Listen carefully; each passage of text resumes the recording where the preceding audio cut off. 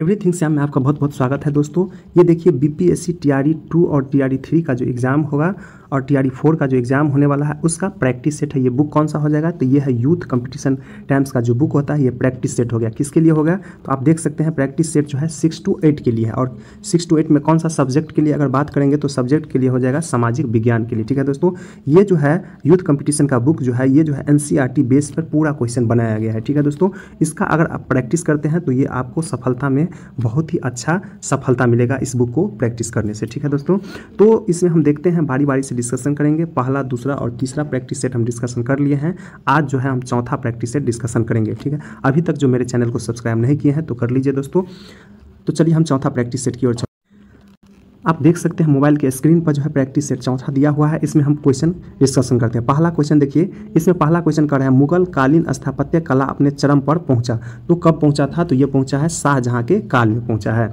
इसके बाद दूसरा क्वेश्चन कर रहा है बाल विवाह निषेध अधिनियम किस वर्ष पारित हुआ है? तो ये जो पारित हुआ है 1929 ईस्वी में पारित हुआ है। इसके बाद है अगला क्वेश्चन, कुंवर सिंह कहाँ के जमींदार थे? तो कुंवर सिंह जो हो जाएगा जगदीशपुर का जमींदार थे। तीसरा क्वेश्चन होगा। चौथा क्वेश्चन की ओर चलते हैं। चौथा क्वेश्चन कर रहा है अंग्रेजी शासन द्वारा भारत में अपनाई गई नई भूमि व्यवस्था का प्रमुख उद्देश्य क्या था? तो इसका जो उद्देश्य था व्यापारिक लाभ प्राप्त करना। इसका आंसर जो हो जाएगा 3 नंबर हो जाएगा। पांचवा क्वेश्चन देखते हैं, समुद्रगुप्त की प्रशस्ति किसने लिखी? तो समुद्रगुप्त का जो है प्रशस्ति लिखा है हरिसेन ने। उसका कवि था हरिसेन, उसने लिखा है। इसके बाद है छठा क्वेश्चन की ओर चलते हैं। छठा क्वेश्चन में कह रहा है जल मंदिर कहाँ अवस्थित है? तो ये जल मंदिर जो हो जाएगा पावापुरी में अवस्थित है। बिहार के कहाँ? पावापुरी में। सातवां क्वेश्चन की ओर चलते हैं। सातवां में कह रहा है प्रारंभिक औजार अधिकांश तक किस चीज़ से बने होते थे? तो ये जो बने होते थे पत्थर से बने होते थे। इसके बाद आठवां क्वेश्चन हम देखेंगे। आठवां क्वेश्चन क्या है? मिलान करने वाला है। तो चलिए हम आठवां क्वेश्चन को मिलान कर लेते हैं। इसमें देखिए कबीर जो है, कबीर का शासनकाल कब था? तो ये जो होगा 15वीं से 16वीं शताब्दी हो जाएगा। रामानुज का हो जाएगा 11वीं से 12वीं शताब्दी। और इसके बाद तुलसीदास का हो जाएगा 16वीं से 17वीं शताब्दी। नामदेव का हो जाएगा 13वीं से 14वीं शताब्दी हो जाएगा। इसके बाद है 9वां क्वेश्चन देखेंगे। 9वां क्वेश्चन में है मिलान करने वाला। तो चलिए हम इसको मिलान कर लेते हैं। इसमें देखिए कह रहा है गड्डी या गडरिया, गड्डी या गडरिया कहाँ का हो जाएगा? तो ये हो जाएगा कहाँ का है? तो ये हो जाएगा पश्चिमी हिमालय का, यानी 1 के साथ 3 का मिलान हो जाएगा। खोखर जो है, खोखर कहाँ का रहने वाला है? तो ये है पंजाब का रहने वाला है। और चेर सरदार शाही, यानी चेर सरदार शाही कहाँ का रहने वाला है? तो ये होगा बिहार और झारखंड का। भील कहाँ का हो जाएगा? तो भील जो हो जाएगा पश्चिम और मध्य भारत का। ठीक है, तो इसके साथ मिलान हो गया। गड्डी या गडरिया कहाँ का हो जाएगा? तो ये हो जाएगा पश्चिमी हिमालय का हो जाएगा। खोखर कहाँ का हो जाएगा? तो पंजाब का हो जाएगा। और चेर सरदार शाही कहाँ का हो जाएगा? तो बिहार और झारखंड का। और भील कहाँ का हो जाएगा? तो पश्चिम और मध्य भारत का हो जाएगा। इसके बाद हम 10वां क्वेश्चन की ओर चलते हैं। 10वां क्वेश्चन में कह रहा है दक्षिण भारत में 8वीं शताब्दी में मणिग्रामम होता था। मणिग्रामम क्या होता था? तो ये होता था व्यापारी संघ होता था। इसके बाद 11वां नंबर क्वेश्चन हम चलिए मिलान कर लेते हैं। इसमें मिलान करने वाला क्वेश्चन है। तो इसमें कह रहा है जहांगीर का शासनकाल कहाँ से कहाँ तक? तो ये 1605 से 1627 तक हो जाएगा जहांगीर का शासनकाल। बाबर का शासनकाल की बात करें तो ये हो जाएगा 1526 से 1530 तक हो जाएगा। अकबर की शासनकाल की बात करें तो ये हो जाएगा 1556 से 1605 ईस्वी तक। और औरंगजेब की बात करें तो ये हो जाएगा 1658 से 1707 ईस्वी तक हो जाएगा। इसके बाद अगला क्वेश्चन की ओर चलते हैं। 12 नंबर क्वेश्चन कह रहा है, चलिए 12 नंबर क्वेश्चन की ओर चलते हैं। 12 नंबर में कह रहा है जो कथन दिया गया है, कथन 1 जो कह रहा है मुगल अपने को मुगल या मंगोल कहलवाना पसंद नहीं करते थे। तो ठीक है, तो ये क्या हो जाएगा? ये कथन सही है। दूसरा कह रहा है कारक आर जो कह रहा है चंगेज खां से जुड़ी स्मृतियाँ सैकड़ों व्यक्तियों के नरसंहार से संबंधित थी। तो ये भी सही है, यानी इसका आंसर हो जाएगा ए और आर दोनों कथन सही है। और आर कथन एक ही सही व्याख्या करता है। इसके बाद अगला क्वेश्चन देखेंगे। 13 नंबर में कह रहा है निम्नलिखित में से चोल मंदिर के लिए काम करने वाले कौन कौन थे? तो चोल मंदिर के लिए काम करने वाले कौन कौन थे? तो देखिए बावर्ची भी था, इसके बाद है मेहतर भी था, मालाकार भी था। ठीक है, इसके बाद है पुरोहित भी था, नर्तक भी था और संगीतकार भी था। उपयुक्त में से सभी जो है चोल मंदिर के लिए काम करने वाले थे। कौन कौन? बावर्ची, मेहतर, मालाकार, पुरोहित, नर्तक और संगीतकार हो जाएगा। इसके बाद है 14वां नंबर क्वेश्चन देखते हैं। 14 नंबर में क्या दिया है? कह रहा है सही उत्तर का चयन कीजिए। ठीक है, तो चलिए हम चयन करते हैं। इसमें कह रहा है मध्यकाल के दौरान पांडुलिपि की प्रतिकृति के संदर्भ में निम्नलिखित कथनों पर विचार कीजिए। मध्यकाल में पांडुलिपि के बारे में पहला कह रहा है छापे खाने न होने से नकल नवीसी हाथ से ही इन्हें बनाते थे, तो ये क्या हो जाएगा, सही हो जाएगा। दूसरा कह रहा है इन्हें बनाते समय लिपिक हूबहू प्रतिलिपियां बनाते थे, तो देखिए ये गलत हो जाएगा, हूबहू नहीं करते थे, उससे जब उतारते थे तो बहुत सारा गलत हो जाता था, तो ये 2 नंबर गलत हो जाएगा। 3 नंबर कह रहा है एक ही मूल ग्रंथ की भिन्न भी प्रतिलिपियां एक दूसरे से बहुत ही अलग हो गए, तो ये भी सही, यानी 1 और 3 सही है, 2 गलत होगा, तो इसका आंसर हो जाएगा बी नंबर, यानी 1 और 3 सही हो जाएगा। इसके बाद है 15 नंबर क्वेश्चन देखेंगे। 15 नंबर क्वेश्चन के बारे में 15 नंबर क्वेश्चन हम देखते हैं। 15 नंबर में कह रहा है समुद्रगुप्त की प्रशस्ति के संदर्भ में निम्नलिखित कथनों पर विचार कीजिए, तो चलिए हम विचार करते हैं, इसमें सही उत्तर चुनना है। पहला कह रहा है इसमें समुद्रगुप्त के एक योद्धा, युद्धों को जीतने वाला राजा, विद्वान तथा एक उत्कृष्ट कवि के रूप में भरपूर प्रशंसा की गई है, तो ये क्या हो जाएगा, सही हो जाएगा। दूसरा कह रहा है इसमें लंबे लंबे वाक्य दिए गए हैं, तो ये भी सही है। तीसरा कह रहा है हरिसेन ने इसमें 5 विभिन्न प्रकार के राजाओं तथा उनके प्रति समुद्रगुप्त की नीतियों का वर्णन किया है, तो ये गलत हो जाएगा, इसका आंसर हो जाएगा 1 और 2 सही है, 15 का 1 नंबर हो जाएगा। 16 नंबर क्वेश्चन की ओर चलते हैं। देखिए 16 नंबर भी क्वेश्चन लंबा दिया हुआ है, तो चलिए हम देख लेते हैं 16 नंबर। 16 नंबर में कह रहा है मौर्य साम्राज्य के प्रशासन के संदर्भ में निम्नलिखित कथनों पर विचार कीजिए, तो चलिए करते हैं। पहला इसमें कह रहा है इस साम्राज्य के अंतर्गत आने वाले सभी प्रांतों पर संपूर्ण नियंत्रण पाटलिपुत्र से किया जाता था, तो ये क्या हो जाएगा, गलत है, पाटलिपुत्र से नहीं नियंत्रित किया जाता था, उसका 3 गो अलग अलग क्षेत्र था, वहां से नियंत्रित करते थे। इसके बाद है दूसरा कह रहा है समांतर राजकुमारों को उन क्षेत्रों का राज्यपाल बनाकर भेजा जाता था, तो ये सही है। तीसरा कह रहा है प्रादेशिक केंद्रों के बीच विस्तृत क्षेत्र होने के कारण इन इलाकों में मौर्य सम्राट केवल मार्गों एवं नदियों पर नियंत्रित रखने का प्रयास करते थे, तो 3 भी सही हो जाएगा, 2 3 सही हो गया। चौथा कह रहा है इस साम्राज्य के जंगल वाले इलाकों में रहने वाले लोग काफी हद तक स्वतंत्र थे, तो ये भी सही है, 1 गलत हो जाएगा, 2 3 सही है, इसका आंसर सी हो जाएगा। इसके बाद 17वां नंबर क्वेश्चन देखते हैं। ऋग्वेद की प्रार्थनाओं में निम्नलिखित में से किन नदियों का उल्लेख किया गया है, तो ऋग्वेद में जो है देख लेते हैं, गंगा का किया गया है, सरस्वती का भी किया गया है, यमुना का भी किया गया है, और सिंधु और इसकी सहायक नदियां का भी वर्णन किया गया है ऋग्वेद में, उपयुक्त में से सभी हो जाएगा। इसके बाद 18 नंबर क्वेश्चन देख लेते हैं। 18 नंबर का रहा है हड़प्पा सभ्यता के नगरीय जीवन समाज के बारे में विचार कीजिए, तो चलिए हम विचार कर लेते हैं। इसमें कह रहा है शासक वर्ग, तो ये भी सही है, लिपिक वर्ग ये भी सही है, शिल्पकार वर्ग ये भी सही है। उपयुक्त में से कौन हड़प्पा सभ्यता के नगरीय समाज के अंग थे, तो ये तीनों थे, कौन कौन, शासक वर्ग, लिपिक वर्ग और शिल्पकार थे, इसका आंसर डी हो जाएगा।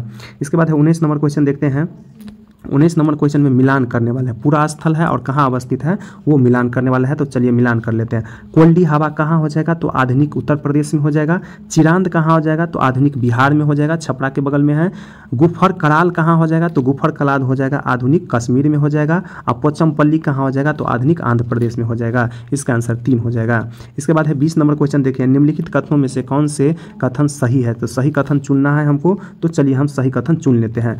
मध्य पाषाण काल का समय लगभग 15,000 साल से पहले लेकर 10,000 साल पूर्व तक माना जाता है, तो ये क्या होगा, गलत हो जाएगा। दूसरा कह रहा है इस काल में बहुत छोटे हथियार की प्रधानता है, तो ये सही होगा। इसके बाद तीसरा कह रहा है मध्य पाषाण काल के दौरान पूरा पाषाण युग वाले औजार बनाए जाते थे, तो ये भी सही है, इसका आंसर हो जाएगा केवल 2 और 3 सही हो जाएगा। 21 नंबर क्वेश्चन कह रहा है निम्नलिखित में से किस राज्य की स्थापना गंगा एवं इसकी सहायक नदी सोन के मध्य हुआ था, तो किसका हुआ था, तो ये होगा मगध राज्य का हो जाएगा। इसके बाद है 22 नंबर क्वेश्चन देखिए, निम्नलिखित वाक्यों पर विचार कीजिए, तो चलिए हम विचार कर लेते हैं। 22 नंबर में कह रहा है कथन 1 में दिया है 1885 में देश भर के 72 प्रतिनिधियों ने मुंबई में भारतीय राष्ट्रीय कांग्रेस की प्रथम बैठक में सम्मिलित हुए, तो ये सही है। जब कांग्रेस की स्थापना है उसमें कितना भाग लिए थे, 72 आदमी, और इसका स्थापना कब हुआ है, 1885 में, तो एक कथन सही हो गया। दूसरा कह रहा है संगठन के प्रमुख नेता दादा भाई नौरोजी, फिरोज शाह मेहता, बदरुद्दीन तैयब जी, WC बनर्जी, सुरेंद्र नाथ बनर्जी एवं अन्य प्रायः मुंबई और कलकत्ता के ही थे, तो ये भी सही है, इसका आंसर हो जाएगा कथन 1 और 2 दोनों सही है। इसके बाद है 23 नंबर क्वेश्चन, 1828 ईस्वी में एक विधवा कताई कामगार ने किस बंगाली अखबार के नाम भेजे पत्र में अपनी दुर्दशा का वर्णन किया था, तो ये कौन सा हो जाएगा, ये हो जाएगा समाचार दर्पण में हो जाएगा। कह रहा है क्वेश्चन 1828 में एक विधवा कताई कामगार ने किस बंगाली अखबार के नाम भेजे पत्र में अपनी दुर्दशा का वर्णन किया था, तो ये हो जाएगा समाचार दर्पण में। इसके बाद है 24 नंबर क्वेश्चन, अंग्रेजों से पहले देश के एक बहुत बड़े हिस्से पर किसका शासन था, तो ये किसका शासन था, तो ये था बादशाह शाह का शासन था। इसके बाद है 25 नंबर क्वेश्चन, बिरसा का जन्म किस परिवार में हुआ है? तो इसका जन्म हुआ है मुंडा परिवार में हुआ है। इसके बाद अगला क्वेश्चन देखेंगे 26 नंबर, निम्नलिखित में से यह कथन किसका है कि मैं सबके शत्रु और उत्पीड़क पर महाभियोग चला रहा हूँ? तो ये किसका कथन है? तो यह है एडमंड बर्ग का है, यानी एडमंड बर्ग का है जो इसका कथन था, मैं सबके शत्रु और उत्पीड़क पर महाभियोग चला रहा है। ये किसका कथन है? एडमंड बर्ग का हो जाएगा। इसके बाद 27 नंबर, किसने यह ऐलान किया था कि अब हमें खुद ही नवाब बनना पड़ेगा? तो ये किसने किया था? रॉबर्ट क्लाइव ने ऐलान किया था। इसके बाद 28 नंबर, राष्ट्रीय संग्रहालय और राष्ट्रीय अभिलेखागार कहाँ पर स्थित है? तो ये कहाँ हो जाएगा? नई दिल्ली में स्थित है। इसके बाद है साकची, साकची कहाँ हो जाएगा? जमशेदपुर का पुराना नाम हो गया। यानी साकची को कई कारणों से इस्पात संयंत्र स्थापित करने के लिए चुना गया, निम्नलिखित में कौन सा कारण सत्य है? तो इसमें हमको सत्य खोजना है, तो सत्य खोज लेते हैं। पहला कह रहा है यह स्थान बंगाल नागपुर रेल मार्ग पर कालीमी स्टेशन से मात्र 32 किलोमीटर दूरी पर था, तो ये सही हो जाएगा। दूसरा इसमें कह रहा है यह स्थान लौह इस्पात कोयला और मैग्नीज निक्षेपों के साथ साथ कोलकाता के निकट भी था, यहाँ विशाल बाजार उपलब्ध था, तो ये भी सही हो जाएगा। इसके बाद है तीसरा कह रहा है इसमें खड़कई और स्वर्ण रेखा नदियों से प्राप्त जल की आपूर्ति होता था, तो ये भी सही है, यानी A, B, C सही है, यानी इसका आंसर हो जाएगा उपयुक्त में से सभी सही हो जाएगा। इसके बाद है 30 नंबर क्वेश्चन, किस कृषि में फसल उत्पादन और पशुपालन बाजार में बिक्री हेतु किया जाता है? तो ये क्या हो जाएगा? वाणिज्य कृषि में, यानी किस कृषि में फसल उत्पादन और पशुपालन बाजार में बिक्री हेतु किया जाता है? तो वाणिज्य कृषि में ऐसा किया जाता है। इसके बाद 31 नंबर क्वेश्चन है मिलान करने वाला, तो चलिए हम 31 नंबर में मिलान कर लेते हैं। देखिए इसमें कह रहा है जल विद्युत परियोजना और राज्य, कौन सा जल विद्युत परियोजना कहाँ पे है उसका हम मिलान कर लेते हैं। तो देखिए कह रहा है भाखड़ा नांगल कहाँ हो जाएगा? तो ये भाखड़ा नांगल कहाँ हो जाएगा? हिमाचल प्रदेश में हो जाएगा। इसके बाद है गांधी सागर कहाँ हो जाएगा? तो ये हो जाएगा मध्य प्रदेश में। नागार्जुन सागर कहाँ हो जाएगा? तो आंध्र प्रदेश में। और दामोदर घाटी कहाँ हो जाएगा? पश्चिम बंगाल में। देखिए भाखड़ा नांगल परियोजना कहाँ है? हिमाचल प्रदेश में। गांधी सागर परियोजना कहाँ है? मध्य प्रदेश में। नागार्जुन सागर परियोजना कहाँ है? आंध्र प्रदेश में। और दामोदर घाटी परियोजना कहाँ हो जाएगा? पश्चिम बंगाल में हो जाएगा। इसके बाद है 32 नंबर क्वेश्चन हम देख लेते हैं। 32 नंबर क्वेश्चन में कह रहा है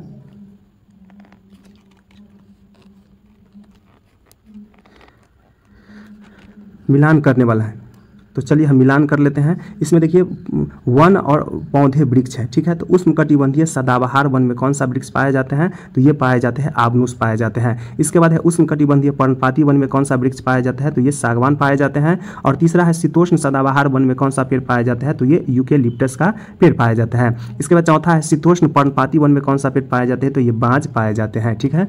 इसका आंसर ये हो जाएगा। इसके बाद अगला क्वेश्चन की ओर चलते हैं। 33 नंबर क्वेश्चन कह रहा है फिर मिलान करने वाला है, तो चलिए हम मिलान कर लेते हैं 33 नंबर को।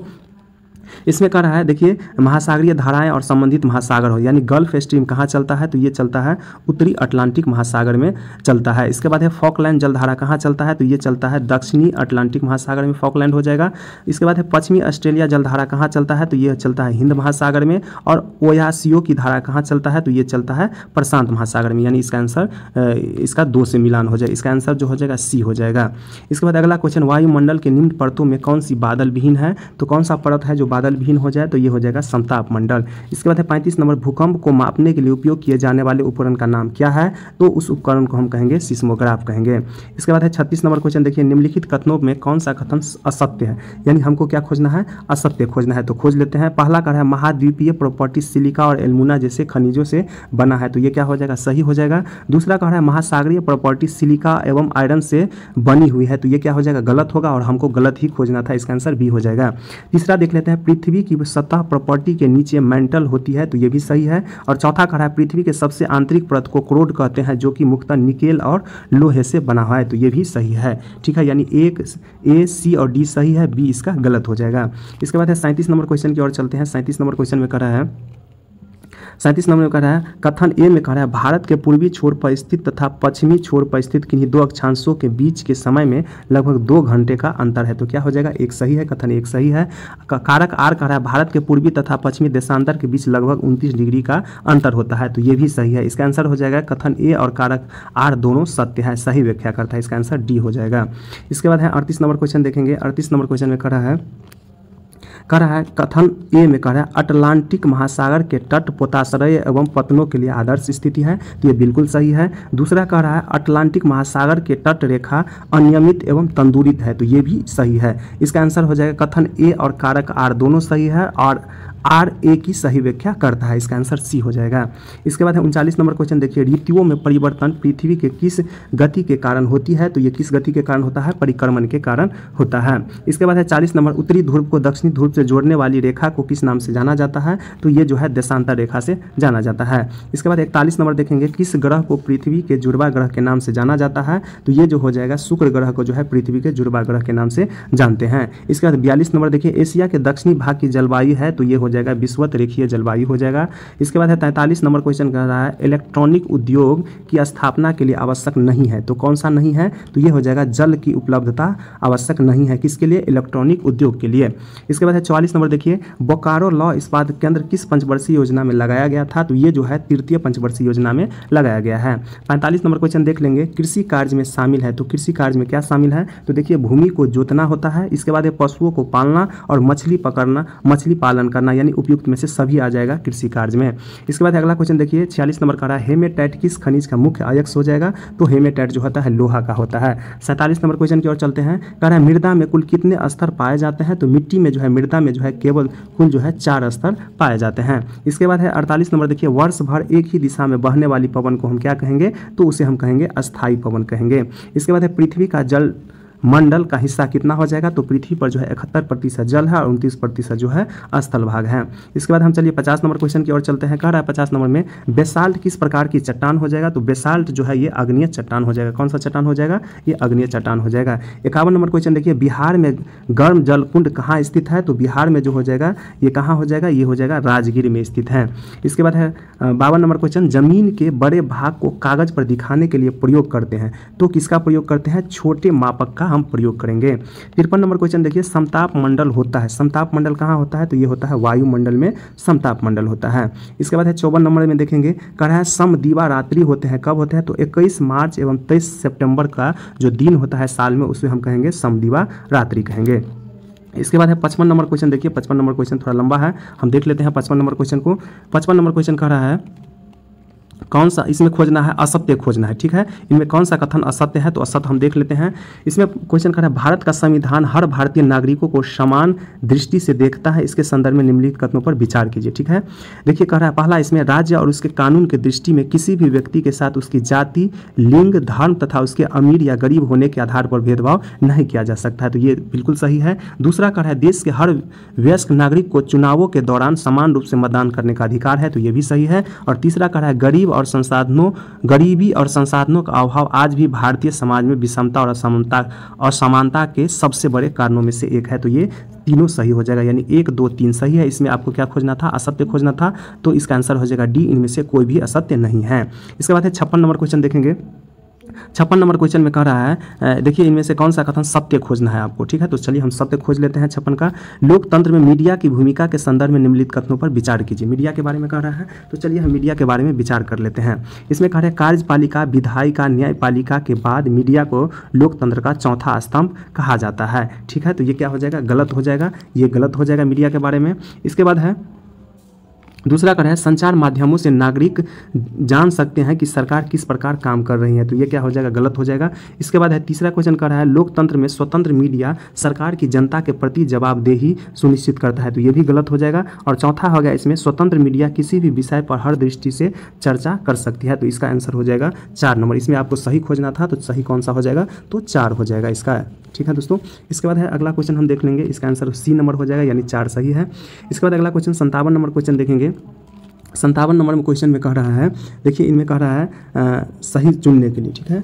कथन 1 कह रहा है, हमारे संविधान के अनुसार लोगों के हित को सुनिश्चित करना और सबको स्वास्थ्य सेवाएं प्रदान करना सरकार का प्राथमिक कर्तव्य है, ये बिल्कुल सही है। कथन 2 में कह रहा है, भारतीय संविधान में स्वास्थ्य का अधिकार हमारा मौलिक अधिकार है, स्वास्थ्य के अधिकार को जीवन के अधिकार अनुच्छेद 21 के अंतर्गत सम्मिलित किया गया है, तो ये भी सही है। कथन 1 और कथन 2 दोनों सही है, इसका आंसर सी हो जाएगा। इसके बाद अगला क्वेश्चन देखिए 58 नंबर क्वेश्चन कर रहा है। 58 नंबर में कह रहा है, देखिए कथन 1 में कह रहा है, दलित एक ऐसा शब्द है जो निचली कही जाने वाली जातियों के लोग स्वयं को संबोधित करने के लिए प्रयोग में लाते हैं। दलित का अर्थ होता है कुचला हुआ या टूटा हुआ, तो ये बिल्कुल सही है कथन 1 नंबर। दूसरा कह रहा है कथन 2 नंबर, ओम प्रकाश वाल्मीकि जिसका जो है 1950 से 2013 तक एक प्रसिद्ध दलित लेखक है जिसकी आत्मकथा का नाम क्या है, जूठन है, ने उन्होंने एक दलित बालक के रूप में बड़े होने के अपने अनुभव को लिखा है, तो ये भी कथन सही है, यानी इसका आंसर हो जाएगा सी नंबर, कथन 1 और कथन 2 दोनों सही है। इसके बाद हम 59 नंबर क्वेश्चन देख लेते हैं। 59 नंबर में कह रहा है, देखिए कह रहा है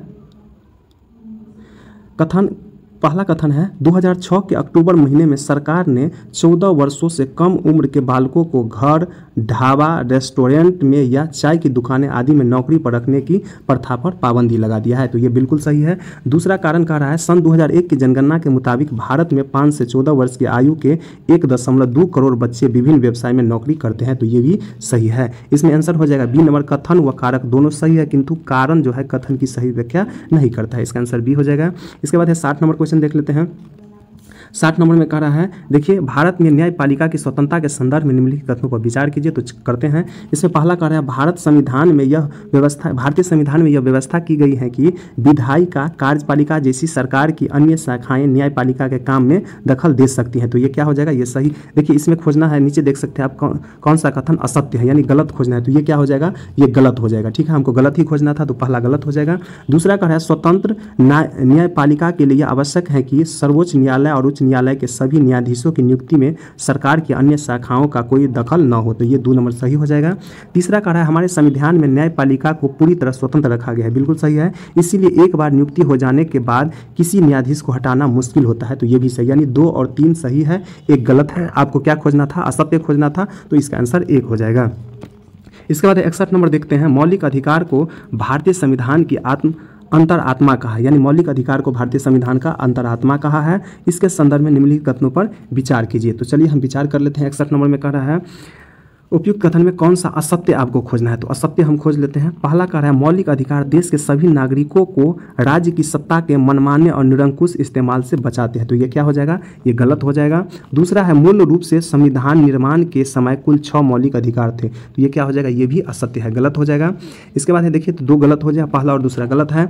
इसके बाद तीसरा देखिए मौलिक अधिकार न्यायालय द्वारा परिवर्तनीय नहीं है, तो ये सही हो जाएगा। इसके बाद है 44वां संविधान संशोधन अधिनियम द्वारा संपत्ति के अधिकार को मौलिक अधिकार से हटा दिया गया, तो ये भी सही है, यानी आपको गलत खोजना था, तो गलत 1 और 2 हो जाएगा, इसका आंसर बी नंबर हो जाएगा, 1 और 2 गलत हो जाएगा। इसके बाद है 62 नंबर देखिए अस्पृश्यता उन्मूलन का प्रावधान किस अनुच्छेद में किया गया है, तो अनुच्छेद जो हो जाएगा इसका आंसर 17 हो जाएगा। इसके बाद है अगला क्वेश्चन देख लेते हैं 63 नंबर, धर्म, मूल, जाति, लिंग या जन्म स्थान के आधार पर भेदभाव का प्रतिषेध किस अनुच्छेद में किया गया है, तो ये किया गया अनुच्छेद 15 में किया गया है।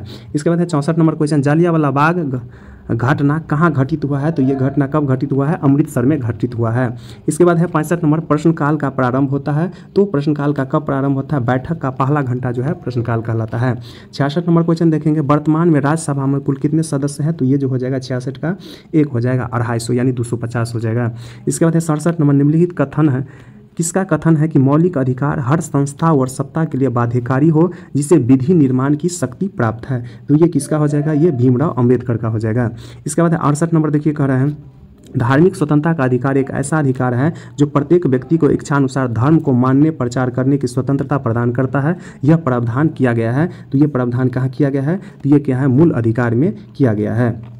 इसके बाद अगला क्वेश्चन, धर्मनिरपेक्षता के संदर्भ में निम्नलिखित में कौन सा तत्व भारत में विद्यमान है, तो धर्मनिरपेक्षता के बारे में कह रहा है, तो देखिए भारत एक हिंदू राष्ट्र है, ये क्या है, हिंदू राष्ट्र नहीं है, ये धर्मनिरपेक्ष राष्ट्र है। भारत क्या है, एक धर्मनिरपेक्ष राष्ट्र है, तो ये गलत हो जाएगा।